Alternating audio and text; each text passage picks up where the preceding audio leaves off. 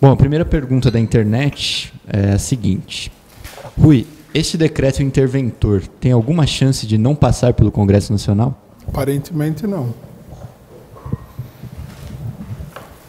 Vamos ver, inclusive, no Congresso Nacional, se a oposição vota contra, né? Porque ninguém se pronunciou contra. Isso foi uma coisa muito marcante dos posicionamentos dessa semana. Ninguém falou pelo fim da intervenção militar, não a intervenção militar. Bom, próxima pergunta é, Rui, a próxima intervenção será no Ceará, no governo do PT? É difícil de prever isso aí, né?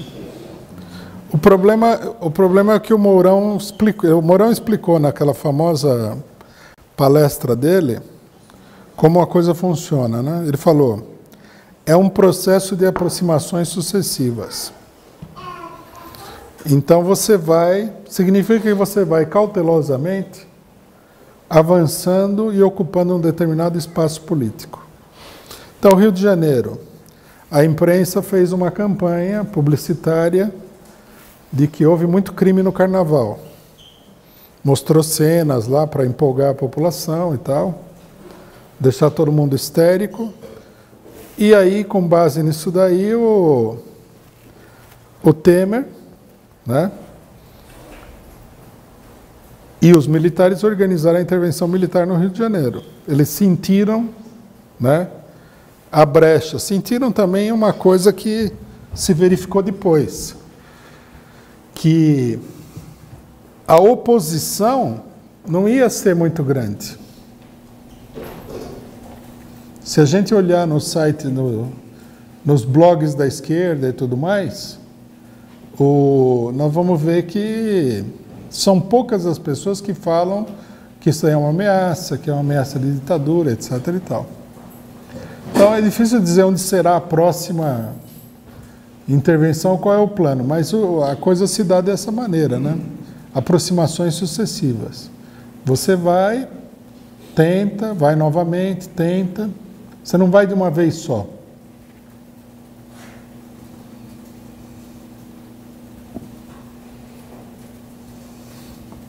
Próxima pergunta é a seguinte. Então, duas perguntas sobre a intervenção e as eleições. Essa intervenção militar não seria uma forma de não haver uma eleição, uma vez que todos os processos constitucionais estarão congelados? E que tipo de eleição haverá sob intervenção militar? Então, o problema é o seguinte, essa intervenção no Rio de Janeiro não é a última palavra. É um episódio de um processo que está em desenvolvimento, onde você tem vários atos. Aparecem comandantes militares falando que o país está um caos, que o exército pode intervir. Aí cria-se aquela celeuma, mas já fica estabelecido que há essa opinião. Comandantes são punidos? Não são punidos. Há uma reação qualquer contra eles? Não. Então, num certo sentido, a intervenção desses comandantes militares legitima, diante das instituições, a possibilidade de intervenção.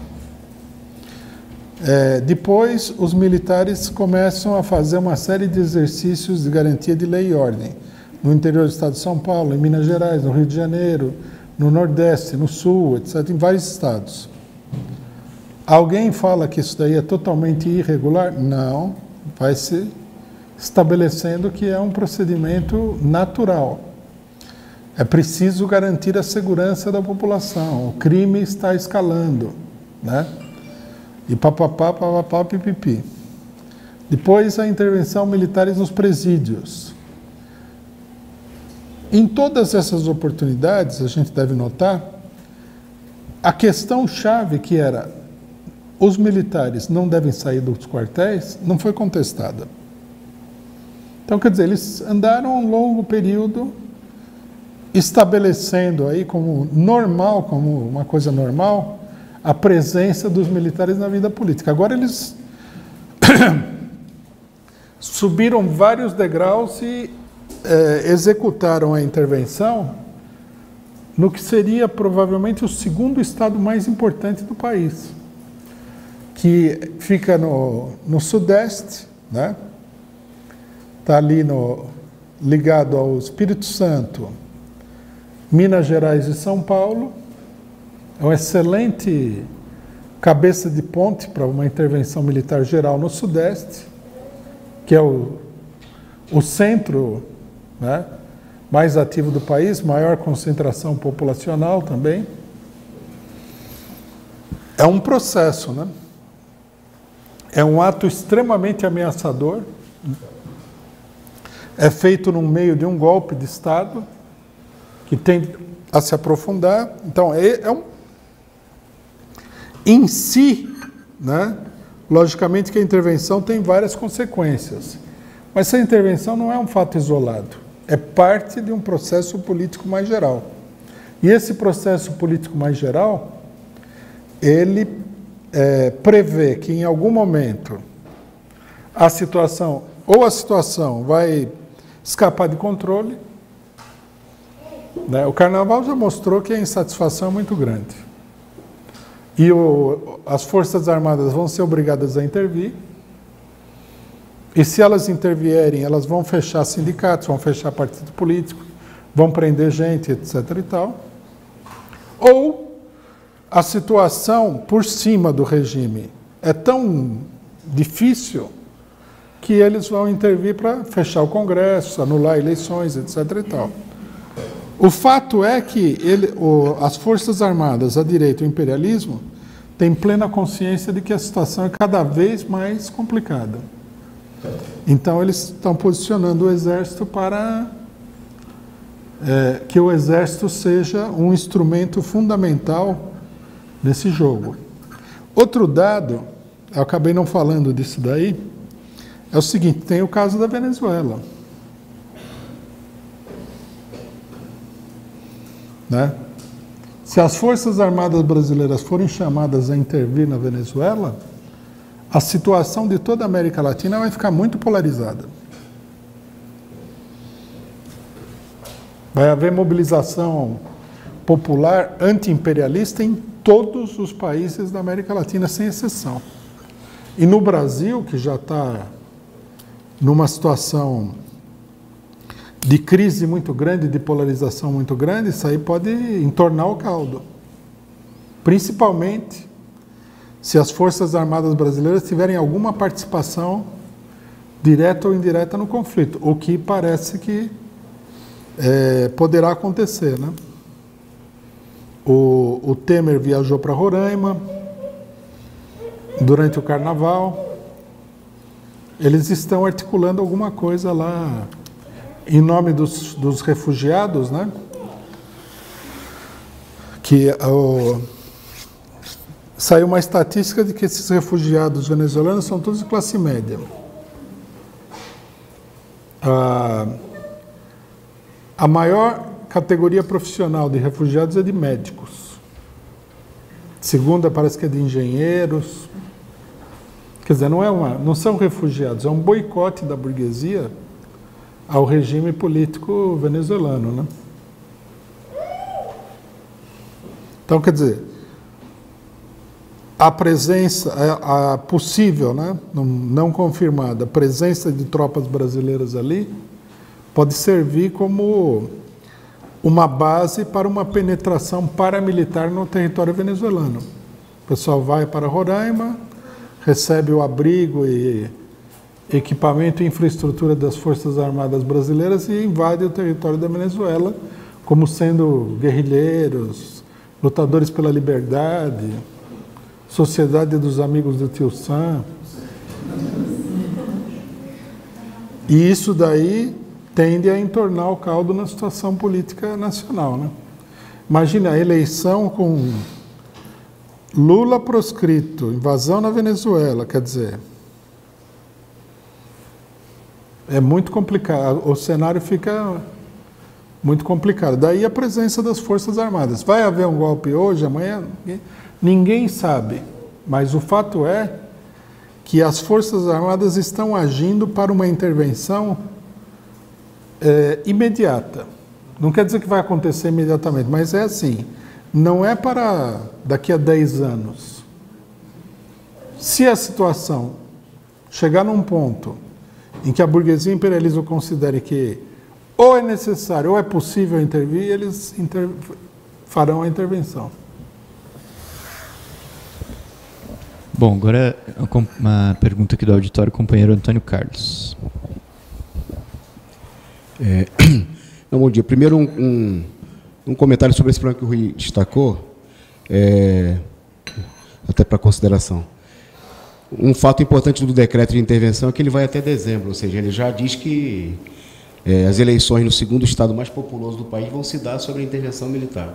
O que seria, inclusive, totalmente inconstitucional, né? Que ele já coloca claramente de que o plano da direita é que não haja nenhum tipo, não é uma eleição sobre tutela militar, né?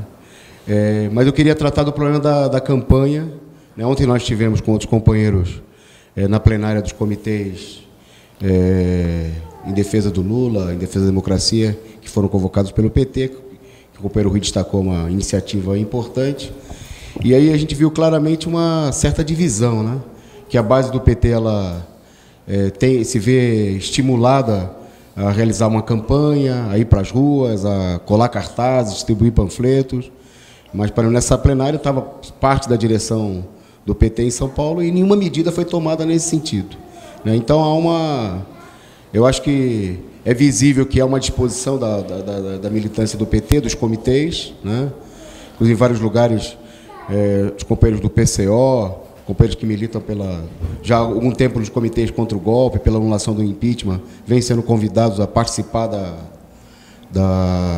dessa campanha, mas a gente vê que tem uma certa paralisia, há uma confusão, por exemplo, meio que parece que esses setores ficaram paralisados pela política de setores da burocracia e da esquerda pequeno-burguesa, de fazer greve geral agora no dia 19, né?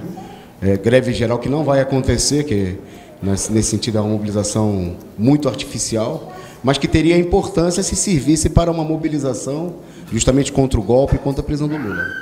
Bom, aí eu queria aproveitar o seguinte, nesse momento justamente que eu não diria influência, não sei se é a palavra correta, mas eu diria assim, que há uma proximidade muito ampla da política do nosso partido com os setores da base do PT, que querem lutar, que querem enfrentar o golpe, enfrentar a prisão do Lula. A gente vê setores da esquerda pequeno-burguesa, até internacional, dizendo que o PCO está adotando essa política para pensar em vantagens, né? Então, essa semana, esses dias aí, o Partido Obreiro da Argentina repetiu, né? Não tem nenhuma novidade, originalidade no argumento, uma coisa que setores muito minúsculos da esquerda pequeno-burguesa, que não luta contra o golpe, né, no Brasil, vem dizendo desde a época da Dilma. Primeiro diziam que nós fomos contra o impeachment da Dilma, porque a gente ia receber vantagem até do governo Dilma, né? Teve grupos que chegaram a mencionar esse tipo de besteira. E o governo caiu antes que a gente pudesse receber alguma vantagem. E a gente não conseguiu tirar nenhuma casquinha, né? E até mais incrível isso, porque a gente foi apoiar o governo Dilma no momento que eu me lembro que nós fomos convidados para uma reunião, depois de uma mobilização muito grande contra o impeachment. A Dilma convidou as organizações que estavam lutando contra... E aí eu fui numa reunião no Palácio do Planalto. E aí o pessoal destacou que aquela reunião era uma reunião que, assim, tamanha era a crise já no governo que só serviam água na reunião. Quer dizer, o PCO teria escolhido o momento errado para apoiar o governo, quando até nas reuniões do Palácio do Planalto, a única coisa que servia era um copo d'água, né? A gente vê hoje, para o PT, está numa profunda crise. Nessas reuniões aí, companheiros do PT relataram para a gente que eles estão sem sede em vários lugares, aqui na capital, em São Paulo, né? Diante da própria crise financeira do partido. Aí, nesse momento, né, o PCO, segundo essa esquerda sem base na realidade, né, estaria apoiando o PT por vantagens, e uma das supostas vantagens seria o fato de que o PT está defendendo o fundo partidário do PCO. Isso, quando nesse ano, que provavelmente, segundo a legislação, será o último ano do fundo partidário, né, porque ele está previsto, o que estão prevendo de fundo partidário para as eleições, etc. e tudo mais para o PCO, não dá nem para eleger um vereador numa cidade que nem Campinas, por exemplo. Né? São valores quem conhece um pouco de política sabe que são valores totalmente minúsculos. Agora, eu queria que você comentasse, qual é essa... A esquerda está falando, por que motivo esse tipo de ataque, né? Esse problema do PT, e qual é o motivo desse ataque dessa esquerda pequeno-burguesa? Bom, primeiro eu queria registrar que a acusação ela não é nova, né? Essa acusação aí é meio vergonhoso, é muito vergonhoso que uma organização que se diga de esquerda venha atacar o PCO por causa do fundo partidário, que é a acusação tradicional da direita, né? O MBL, quando fala do PCO, só fala do fundo partidário. Então é meio que uma macaquice do MBL, né? O último texto do Fernando Holliday, ele fala que o PCO, que é um partido que recebe o fundo partidário e tal, é uma calúnia direitista. Essa calúnia direitista significa o seguinte: todos os políticos são corruptos e a esquerda não escapa, porque a esquerda recebe milhões e milhões e milhões do fundo partidário. Bom, primeiro que é bobagem isso daí, porque o fundo partidário é uma lei que não foi feita pelo PCO. Né? E se alguém chegar para o PCO e falar, vocês querem dinheiro para fazer campanha política? Lógico. Nós não estamos em condições, que nem partidos milionários, aí, de jogar dinheiro pela janela. Qualquer dinheiro é bem-vindo nesse sentido. Segundo, o que nós recebemos do fundo partidário é uma migalha perto do total do fundo partidário. Eu não ouço essa campanha, por exemplo, o Holliday, ele fala que nós recebemos um fundo partidário. O partido dele, que é o DEM, partido da ditadura militar, né, partido de torturadores e assassinos, deve receber, sei lá, 10 mil vezes mais fundo partidário que o PCO. Então é um cinismo da direita que alguns esquerdistas totalmente desorientados usam para fazer coro com a direita. Essa é que é a realidade. Isso não é estranho, porque essa esquerda, né, o PO, de forma nenhuma exceção, PO, PSTU, CST, o grupo da Luciana Genro, vários grupos aí, eles consideram que a propaganda que a burguesia faz, de que o PT está sendo derrubado porque é corrupto, seria verdade. Por que eles fazem coro com a direita? É que é uma coisa estranha, porque é a política da direita. Você pode combater o PT, mas você não pode, se você é um partido de esquerda, fazer uma frente única com a direita. Né? Então, ele já tem uma política direitista estabelecida. Segundo, nós, do PCO, nós combatemos todos os golpes de Estado que aconteceram. O caso do PT não é diferente. E eles, ao contrário do PCO, não combateram nenhum golpe de Estado. Eles pedem a queda do Maduro, junto com o imperialismo norte-americano. Eles apoiaram o golpe no Egito. Todos esses grupos de esquerda apoiaram a intervenção norte-americana na Síria. E por aí vai. É uma coisa absurda. O que eu acho interessante é o desvirtuamento do marxismo e do trotskismo. É uma coisa óbvia que a luta contra o imperialismo ocupa um papel central no programa de qualquer organização revolucionária, marxista, trotskista. O imperialismo é a burguesia de fato no mundo. As burguesias locais, elas são, na melhor das hipóteses, elas seriam aí uns coadjuvantes, uns auxiliares do imperialismo. O inimigo da classe operária mundial é o imperialismo.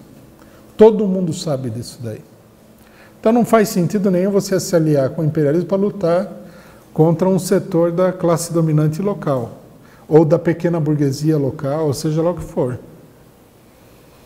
Né? Essa política tem que ser denunciada pelo que é, principalmente no momento em que o imperialismo está aí se preparando para invadir a Venezuela. Todas essas organizações fizeram uma campanha muito intensa contra o governo da Venezuela. Elas são parte, PO inclusive, elas são parte das organizações que contribuíram para preparar a intervenção militar norte-americana. E eu acho que a gente deveria fazer esse debate. Né? Nós não temos preferência nenhuma pelo debate tipo Lava Jato, você entendeu? Você é corrupto e tal. Isso daí não é uma coisa revolucionária. Nós temos que discutir a política e de onde vem essa política. Falar que o PCO tem uma política de defesa do PT por causa do fundo partidário é até meio incoerente. Né? É incoerente por dois motivos. Primeiro, porque se o PT estiver no governo, como esteve, vai impedir que o PCO perca o fundo partidário? De que maneira? Segundo, eu posso até estar enganado, mas eu acho que o PT votou a cláusula de barreira, que é a lei que permite que a gente perca o fundo partidário. Não votou? Quer dizer, o PT foi um dos partidos que contribuiu para que a gente perdesse o fundo partidário. Então, qual que é? Onde é que se sustenta uma coisa como essa? Nós achamos que todo mundo que leva a discussão para esse terreno é corrupto, etc. e tal, está procurando esconder alguma coisa. É como no caso do PT. É corrupto, é corrupto, é corrupto. A hora que eles tomam o poder é fim da CLT, ajuste fiscal, isso e aquilo. Então, o corrupto é uma cortina de fumaça para fazer coisas muito ruins para a população. E no caso da esquerda não é diferente. Né? O debate também é esse daí.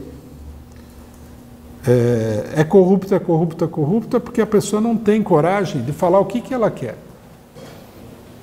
E o que a esquerda gostaria é que o PT fosse realmente colocado na ilegalidade, o Lula não pudesse concorrer nas eleições, e eles vão lá, né, comer um farelinho aí desse banquete da burguesia, eleger meio deputado, ficar feliz lá, que é o que essa esquerda quer, não tem perspectiva política. Apoiou o golpe até hoje. Eu acho que no nosso jornal nós temos que fazer um debate sério contra essas coisas, né? Desmascarar, principalmente o PSTU, que é braço auxiliar do imperialismo, do exército norte-americano, né?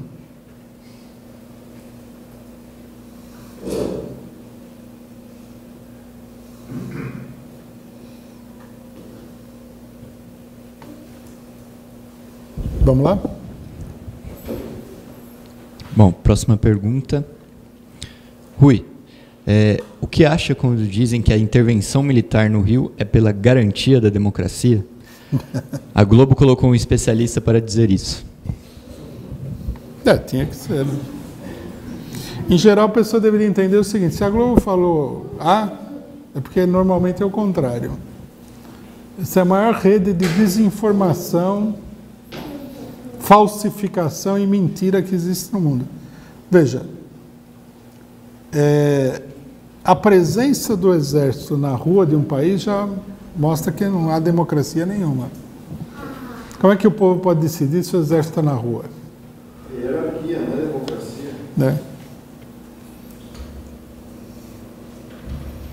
É ridículo, né? Eles são uns ridículos. Bom, agora mais uma pergunta aqui do auditório. Rui, muito boa a exposição. Queria fazer duas questões só. Quanto à Venezuela, o que leva alguns setores da esquerda a achar que, operacionalmente falando, o governo deve-se criticar o governo Maduro porque está censurando a mídia, está reprimindo manifestações da direita? Bom, o capitalismo, os Estados Unidos declarou guerra ao Maduro, ao governo. Como é que vai se estabelecer limites numa guerra, como se a situação fosse normal. Nós sabemos muito bem, por exemplo, que os Estados Unidos fazem quando estão em guerra, por exemplo, contra o terrorismo, que eles chamam. Então, de repente, o Maduro tem que proceder no governo dele como se estivesse numa situação normal, não se estivesse numa situação de guerra.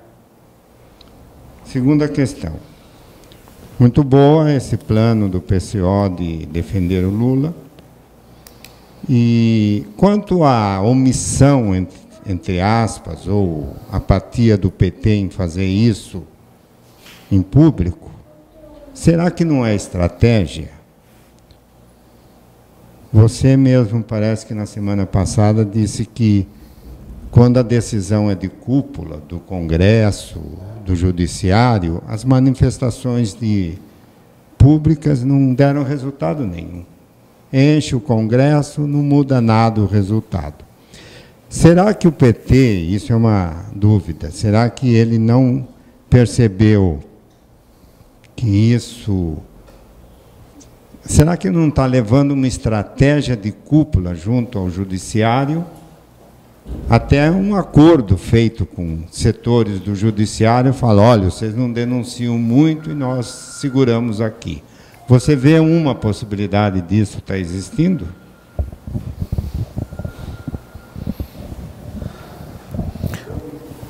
Sobre a esquerda, está certo, a situação da Venezuela é excepcional, isso não é levado em consideração, o que é uma coisa totalmente absurda.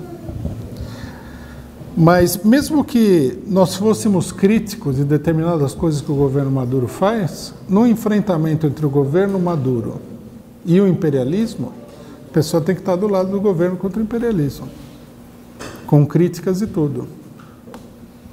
Porque é absurdo, não é porque um governo comete 1, 2 ou 3 erros que nós vamos colocar ele como um inimigo superior ao inimigo mais fundamental de toda a humanidade, que é o imperialismo. Eu acho que simplesmente a esquerda perdeu totalmente a noção do que é o imperialismo. Nós fizemos um curso, inclusive recentemente, uma semana atrás, discutindo o problema do imperialismo. Eu acho que é um debate que a esquerda precisaria fazer, porque tudo é nebuloso na mente dos esquerdistas. E eles acabaram todos como uns carrapatos do imperialismo. Não dá para dizer que eles são um importante instrumento, porque eles não são importantes em nada, mas são carrapatos do imperialismo. Eles estão contra os governos nacionalistas de esquerda e não hesitam em se aliar e se colocar a serviço do imperialismo para combater esses governos. Bom, sobre a questão do PT, um esclarecimento. Eu não falei que as manifestações não deram certo. Eu falei que as manifestações, tal como elas foram feitas, elas não podiam dar certo. Por exemplo, Porto Alegre. Porto Alegre é o caso mais claro. O Lula foi julgado no dia 24, fizeram a manifestação no dia 23. E não só isso, diluíram a manifestação em vários lugares do país, quando todo mundo deveria se concentrar em Porto Alegre. Vamos ser razoáveis. Você faz manifestações, você chama manifestações em São Paulo, no Rio, Então você tem, fora São Paulo, você teve aí uma quantidade de manifestações medíocres. Em Porto Alegre, foi um dia antes da decisão. Se você tivesse concentrado todo mundo em Porto Alegre, isso teria causado um impacto na situação política muito superior. Então, quer dizer, desse jeito as manifestações não podem obter um resultado. A força da manifestação, ela está em que a burguesia, os golpistas, se sintam ameaçados pelo povo. Ou, digamos assim, no extremo, que o povo realmente entre num confronto aberto com setores. Agora, uma manifestação que não assusta ninguém, não pode ter efeito, não é? É como, por exemplo, a burguesia fala assim, o metrô pode fazer greve, mas 80% tem que trabalhar. Bom, então não é uma greve. Greve é quando para todo o metrô, a população fica sem metrô, cria-se um caos na cidade e o governo tem que lidar com essa situação caótica que se criou. Quer dizer, uma greve que não para a produção, uma manifestação que não ameaça ninguém, é só de fachada. Não é? Lógico, quem que vai se assustar? A burguesia olhou direitinho e falou assim, não, o PT não quer confrontar. Se quisesse confrontar, chamava a manifestação no dia 24 e chamava todo mundo para Porto Alegre. A gente poderia ter tido uma manifestação em Porto Alegre de 100 mil pessoas no dia 24. Os juízes, eles iam ler aquelas sentenças idiotas deles lá, que passou na televisão, gaguejando, se eles tivessem olhado pela janela. Porque a manifestação é uma manifestação ameaçadora. Agora, se você pôr um pessoal na rua, o pessoal fala, não sei o que, eu quero isso e tal, quem que liga? A gente precisa discutir, depois de muito tempo sem nenhuma luta para valer mesmo, ou nenhuma, com muito pouca luta para valer mesmo no Brasil, o que é uma luta para valer, né? A gente vê isso aí nas greves. E o pessoal é convencido por ideias muito estapafúrdias. Numa época no movimento sindical,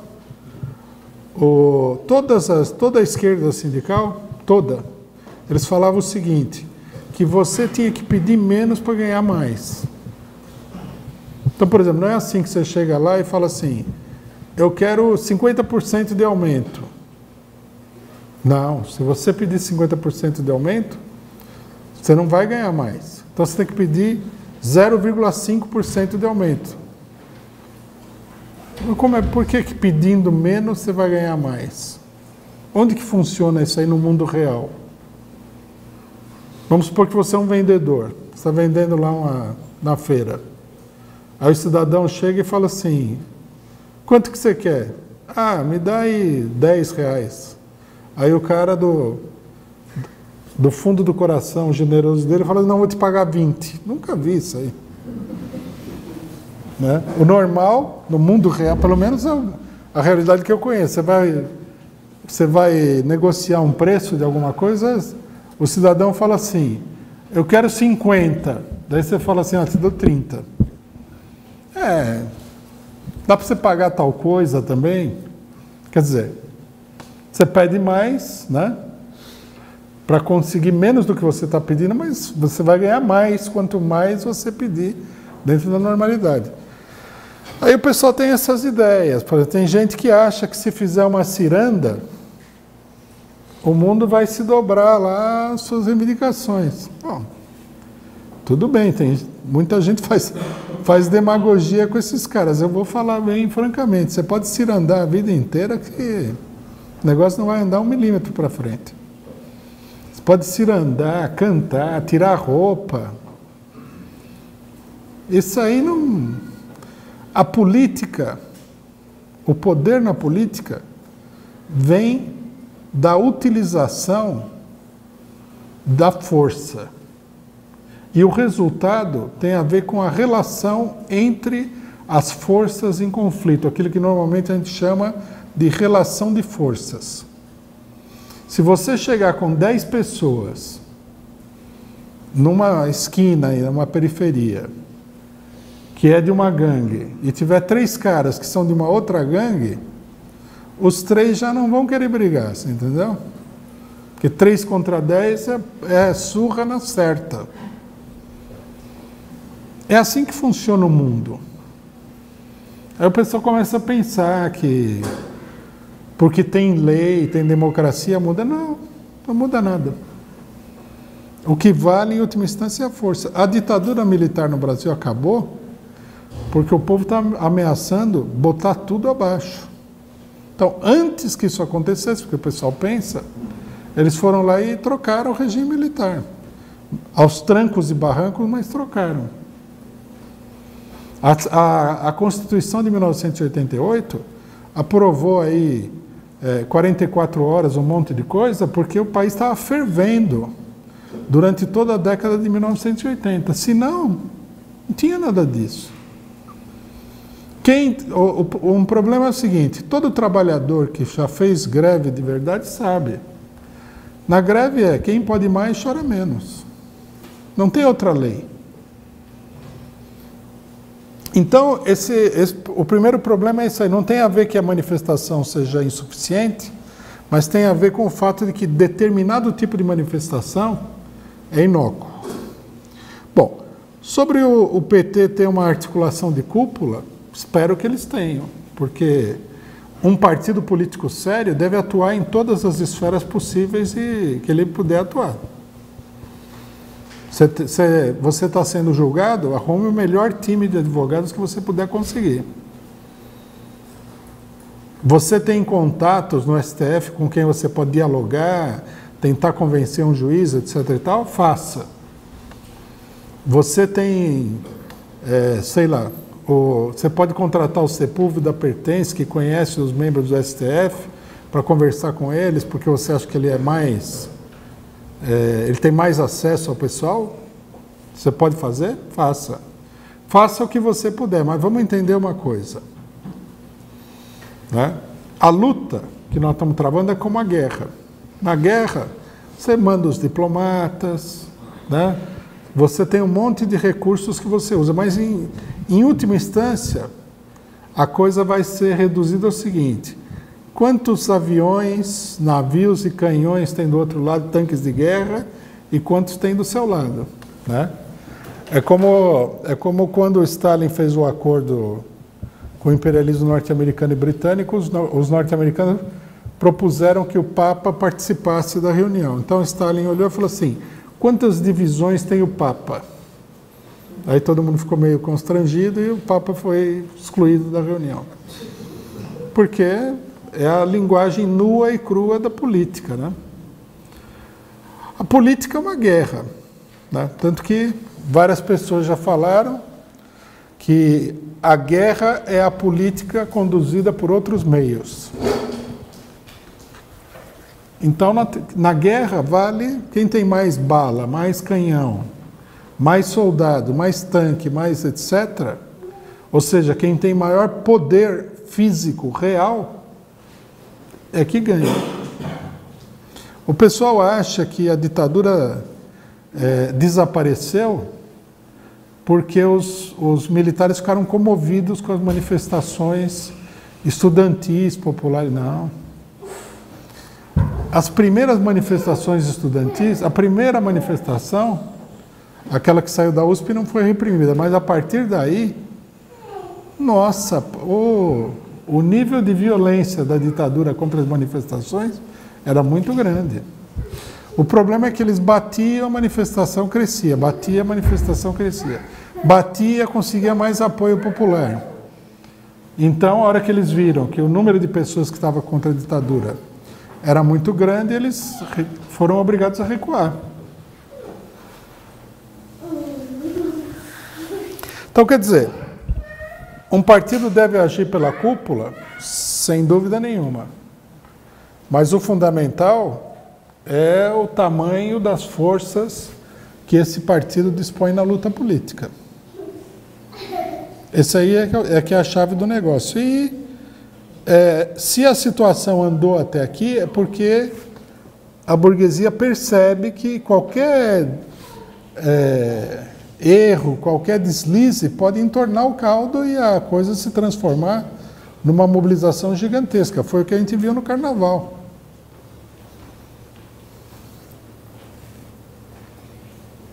Então nós temos que prestar muita atenção nesse problema.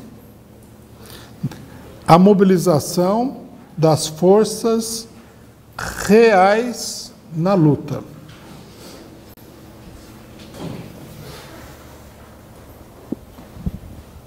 Bom, tinha uma pergunta sobre os interesses do PT, que eu acho que já foi respondida, e uma sobre a data da intervenção militar, que também já foi tocado aqui.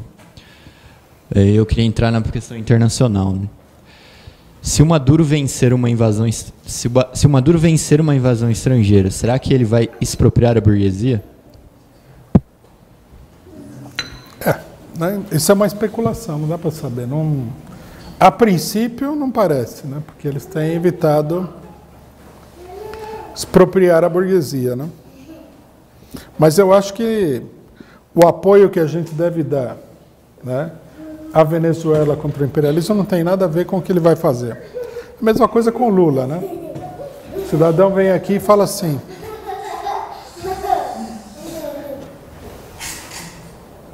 pouco excesso de folia aqui.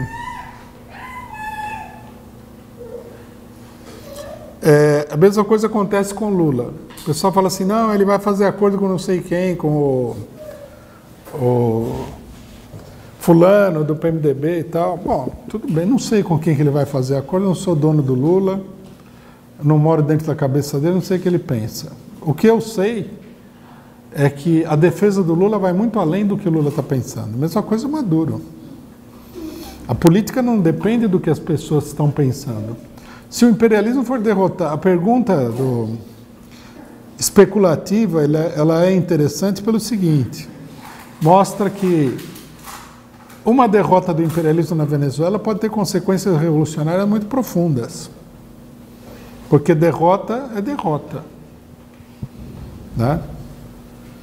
Você tem que amargar a derrota.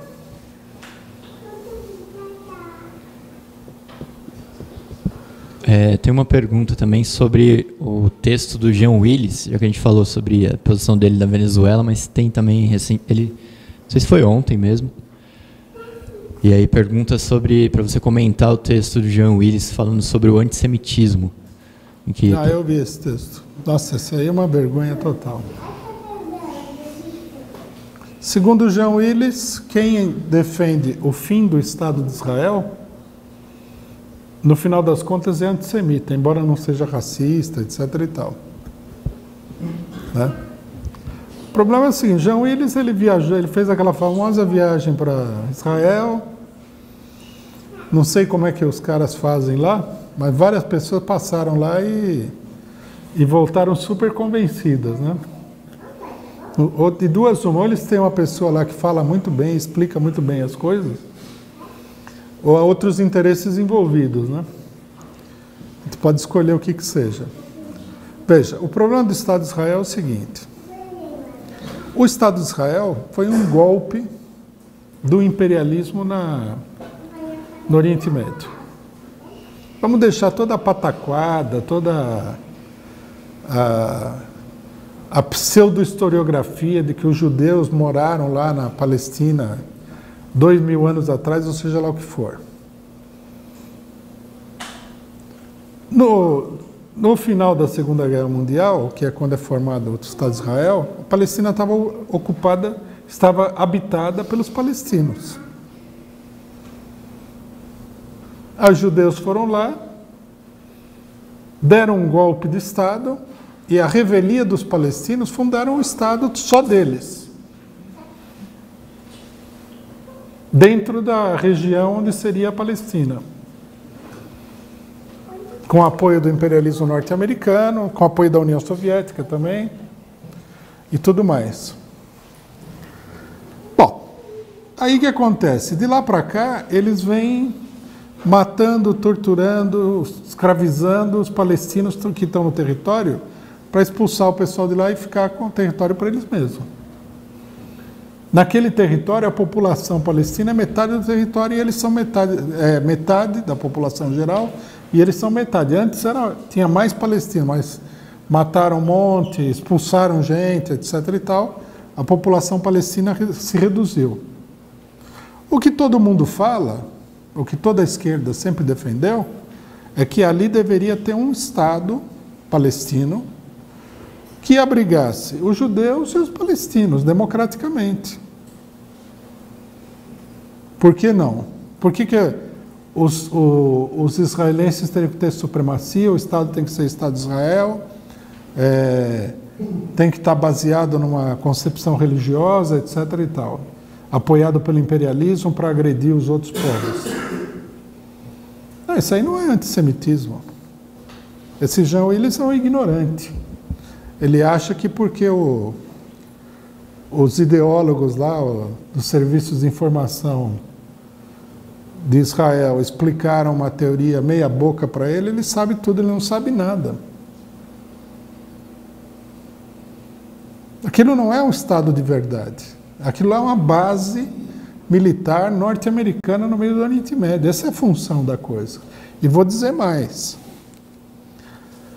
A hora que a situação virar, vai acabar que os palestinos vão promover um massacre da população israelense, por culpa do imperialismo. Claro, muita gente vai chegar lá e falar, na hora que a população israelense for massacrada, vão falar que os palestinos são muito violentos, e outros vão até falar que a população israelense tem culpa. Nenhum dos dois tem culpa. Quem tem culpa é o imperialismo. O imperialismo joga um contra o outro lá, né, para que eles se destruam, como parte de uma política de dominação, que todo mundo sabe que existe mesmo. Todo mundo sabe que se o Estado de Israel não fosse sustentado pelos norte-americanos, ele nem existiria mais.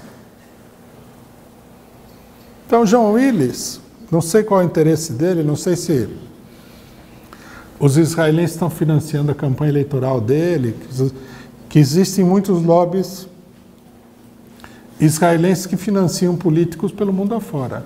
Agora, essa posição é uma vergonha, é uma posição de direita, né? Além dele ser contra o Maduro, ele é um puxa-saco aí do imperialismo norte-americano no Oriente Médio também.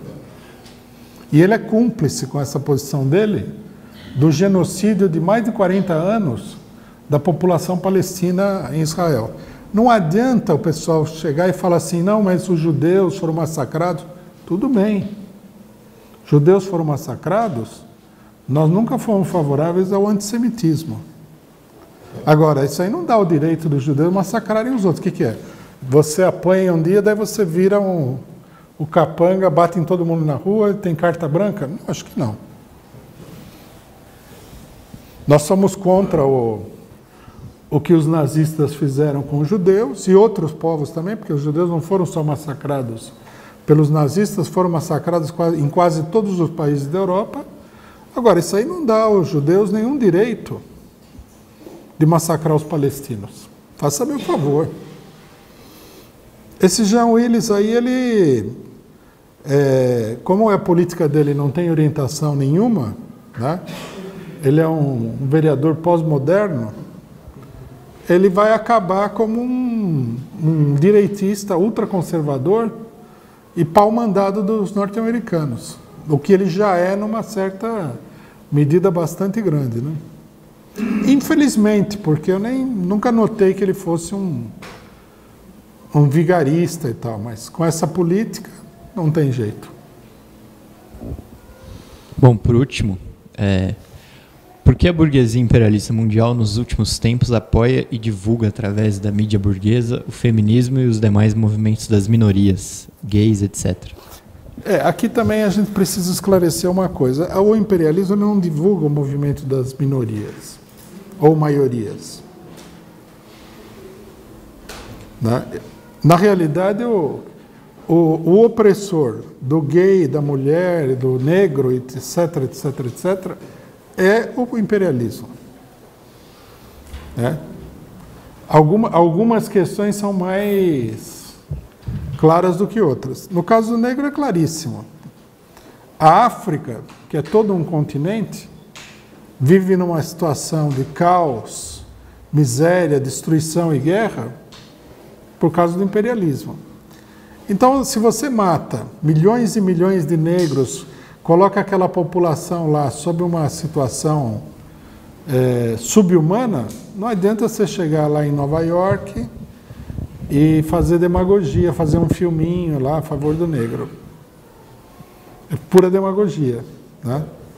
A questão da mulher, a questão do gay, é tudo a mesma coisa. Eles nunca apoiaram nada, Só que eles, logicamente, né, por uma questão de conveniência, eles cooptaram determinadas formas desses movimentos que são úteis para a propaganda deles. Né? E é o que a gente poderia chamar de um pseudo, né, feminismo, ou pseudo defesa da mulher, do negro, etc. e tal, que não é uma campanha libertária, como a gente já mostrou aqui várias vezes. Você vê que o pessoal chega aqui querendo proibir as pessoas de falar, de usar isso, usar aquilo. Quem quer proibir os outros não é oprimido. O oprimido, ele não quer que ele seja proibido. Essa é uma coisa também que é interessante de ver, né? Se você quer botar na cadeia um cidadão porque ele falou uma coisa ou fez alguma coisa, você não é um oprimido, você é um opressor. A cadeia é um local de opressão. A polícia é um instrumento de opressão. O judiciário é um instrumento de opressão. Então nós temos aí formas de um pseudo-movimento feminista, do negro, etc. e tal, que na realidade não tem nenhum caráter libertário. É disso que o imperialismo faz propaganda. Né? É assim, ó, para ser mais explícito. Assim como no movimento operário, você tem o pelego, né, que parece ser um operário, mas na verdade é um agente patronal. Em todos esses movimentos você tem também os setores pequeno-burgueses. Parece que eles são parte do movimento dos oprimidos, mas na verdade eles acabam trabalhando para o imperialismo. Quem já topou com esses movimentos aí sabe disso. Todo mundo sabe que isso é uma tentativa de oprimir as pessoas em volta. Quem que não viu isso aí?